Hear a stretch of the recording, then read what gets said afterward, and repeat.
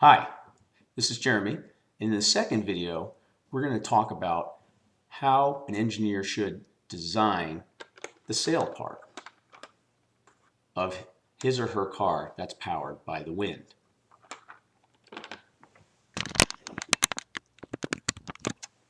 As I mentioned before, this sail car is made out of these Connects blocks that I found downstairs. And you can see it has a base with 3 wheels, and it has a sail attached to it. And this sail has a pretty stiff mass, which has 2 posts here and a brace going across the center. That keeps these posts pretty stiff and keeping them from collapsing in on each other. That will keep the sail in the same shape so the wind can catch it. We don't want the sail collapsing while we're moving with the wind. You'll also notice that there's 3 wheels on this platform, and it's important to have as little as wheels touching the ground as possible. So you have 3 wheels here, and I don't have 4, so I can minimize the rolling friction. But also, I have 1 wheel here in the front, and that makes it a very simple mechanism to steer this car. So I don't have it here, but if I had a little tiller-like mechanism, I could pivot this front wheel, and that would allow my car to steer. So let's get back to the sail. The sail here is a piece of paper, but it could be any material as long as there's no holes in it and it's continuous. It will catch the wind and push the car forward. Now, what should we think about when we design a sail? Well, I'm going to grab a piece of paper here, and we're going to do a little bit of math. So the sail catches the wind, and what happens is the wind is actually a fluid, and it's moving with a certain velocity. And when it catches the sail, it exerts a pressure, what's called a dynamic pressure, on this sail. And that dynamic pressure causes a force, which we talked about in the last video, that pushes this car forward. So if I blow on it, I'm putting a pressure on that sail, and because the sail has a big area, that turns into a force and pushes the car forward. Now, imagine if I took the sail off of this car, and I laid it out flat. So it might look like this. And I have my ruler here, and I measure each side. And this sail, when I laid it out flat, is about 6 inches long on this side, and about 8 inches long on this side. So with those measurements, I want to understand the area of this sail. That is really, how much space do I have in this sail to catch the wind? That's what an engineer has to decide. You have to make this area a certain size that works for the platform that I'm using. So it's 8 inches on this side, and it's 6 inches on this side and 8 inches on this side. So the area of the sail, I'm going to write it down, equals 6 times 8. And we know from our multiplication tables that 6 times 8 is 48. So that's 6 inches times 8 inches, which is 48 square inches.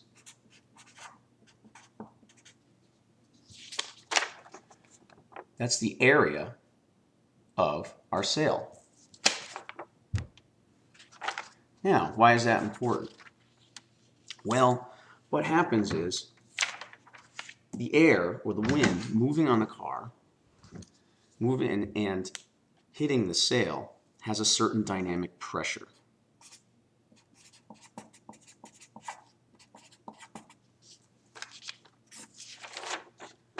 What's a pressure? A pressure is a force per unit area. So on a typical day, at about 72 degrees at sea level, this pressure would be equal to about 27.5 pascals. Pascals is a unit of pressure. and pressure is a force per unit area. Now, if I wanted to know the force on my sail, it's the pressure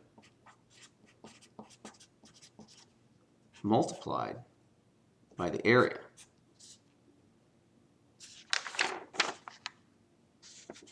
Move my finger there so you can see it.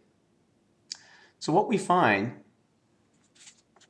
if we convert the units of these two, so this number is in pascals, and if we convert this number to square meters, which I'll do for you now, we can calculate how much force is on our sail.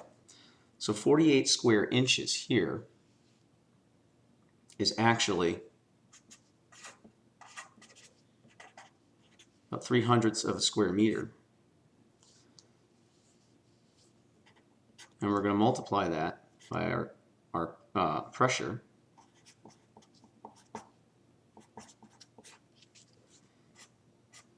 And when we multiply those two together, we get a unit of force. Now the unit of force is what's called a Newton. And here we get a force of 825 millinewtons. Pretty good. So on a day, typical day here in Ashburn, with the wind blowing at about 15 miles per hour and about room temperature, we can expect a force on our sail of about 825 millinewtons. That's a pretty good force. And that'll make the car go forward. So what does force mean to the movement of our wind-powered car? There's a law that we call Newton's law, and it looks like this.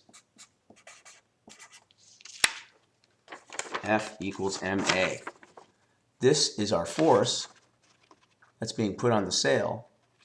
This is the mass of our car, and this is the acceleration.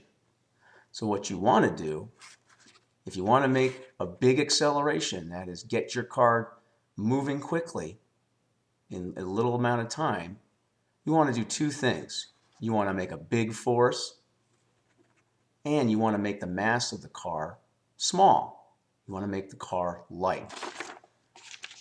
So I did a pretty good job of making the car light, right? We only had a very simple truss, thin members, and when they're put together, they make a strong base. And we only have 3 wheels, not 4.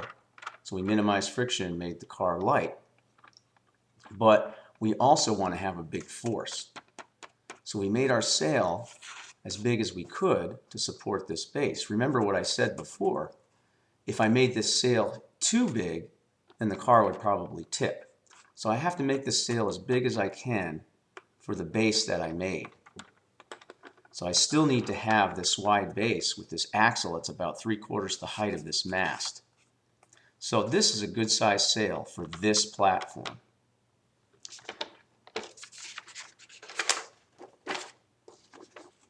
So I hope that helps you out. Now you're an engineer and you're ready to go build your sail car. Good luck, and I'll see you next time.